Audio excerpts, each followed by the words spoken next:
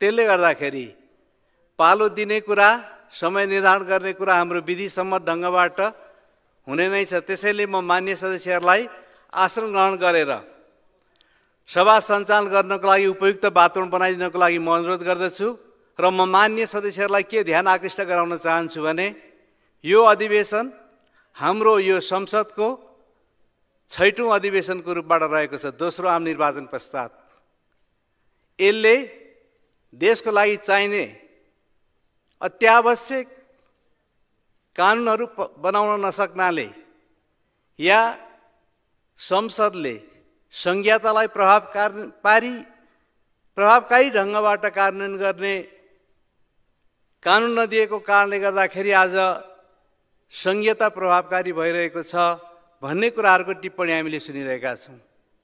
हामीले सरकारको तर्फबाट यही अधिवेशनमा यी विधेयकहरूलाई कानुनको रूप दिन्छौँ भन्ने कुराहरू विभिन्न नीति वक्तव्य,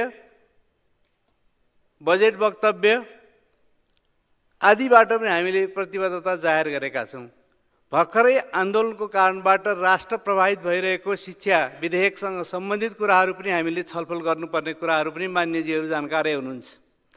त्यसै गरेर थुप्रै कानुनहरूलाई पास गर्नुपर्ने परिस्थितिमा अहिले वर्तमान देशका गृहमन्त्रीले आफूले पनि समसामयिक विषयमा उठेका प्रश्नहरूलाई जवाफ दिनलाई समय निरन्तर मागिरहनु भएको छ। सत्तापक्ष प्रतिपक्ष हामीले बोल्न पाऊँ भनेर भनिरहनु भएको छ।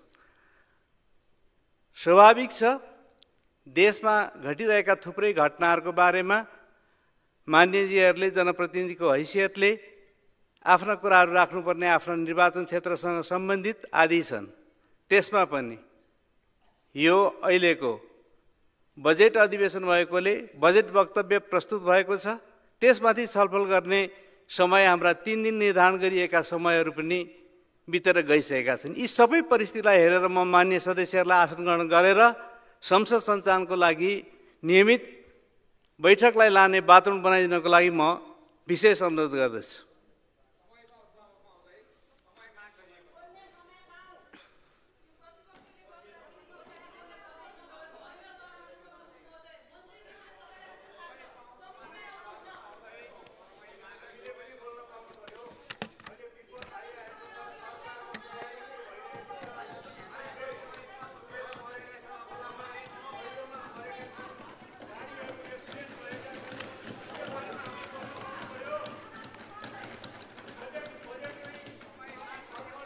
मान्य सदस्यहरू, यहाँहरूले छलफल गर्ने थलो नै हो यो, त्यसकै लागि यो प्रबन्ध गरिएको छ। तर विधिसम्म ढङ्गबाट जानको लागि मान्य सदस्यहरू आसन ग्रहण गरेर यहाँबाट दिएको समय र यहाँबाट भएका निर्देशनको आधारबाट मात्रै सभा सञ्चालन गर्न सक्छ। त्यसकारणले मान्य सदस्यहरूले यो निर्देशनलाई पालन गर्नुहुनेछ र आसन ग्रहण गरेर वातावरण बनाउनुहुनेछ। म फेरि पनि भन्छु, दलीय आधारमा म मान्य सदस्यहरूलाई बोल्न दिनेछु र त्यस पछाडि म निर्धारित कार्यसूची अन्तर्गत यो सभा लानको लागि मान्य सदस्यहरूलाई बस्नको लागि विशेष फेरि अनुरोध गर्न चाहन्छु।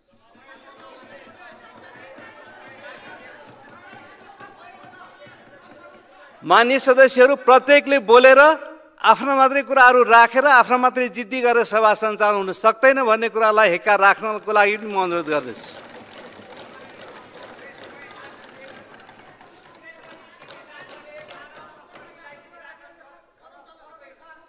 विधिसम्मत ढङ्गबाट कुराहरू गर्नुपर्छ। मान्य सदस्यहरू आसन ग्रहण गर्नुहोस् र विधिसम्मत ढङ्गबाट सभा सञ्चालन गर्ने वातावरण तयारी गर्नु मान्य सदस्यहरूको कर्तव्य हो। त्यसकारणले मान्य सदस्यहरू आसन ग्रहण गरेर सभा सञ्चालन गर्ने वातावरण बनाउनुपर्छ।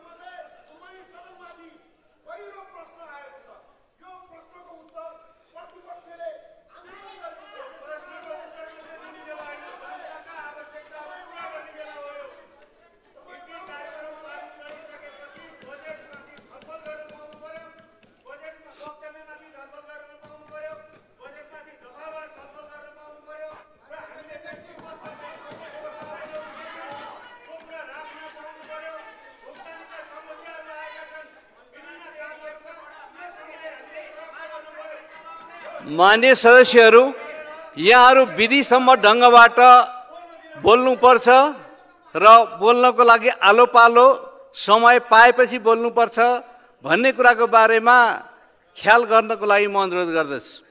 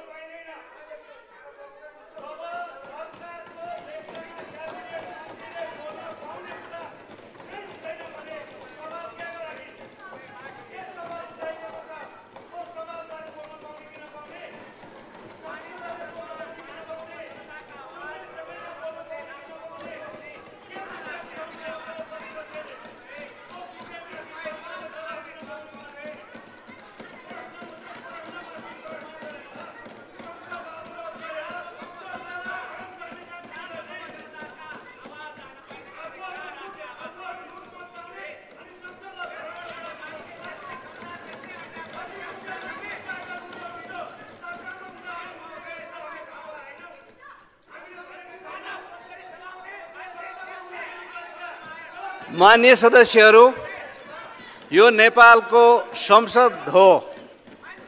मान्य सदस्यहरू, यो संसदलाई संसदको ढङ्गबाट लानको लागि मान्य सदस्यहरूको भूमिका महत्त्वपूर्ण हुन्छ भन्ने कुरामा म गम्भीर ध्यान आकर्षित गराउँदै म मान्य सदस्यहरूलाई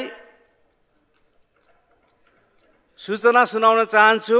मान्य सदस्यहरू, आजको कार्यसूचीको सम्पूर्ण कार्यक्रम सूचीबाट हटाइएको बेहोरा म जानकारी गराउने सूचना राख्दछु।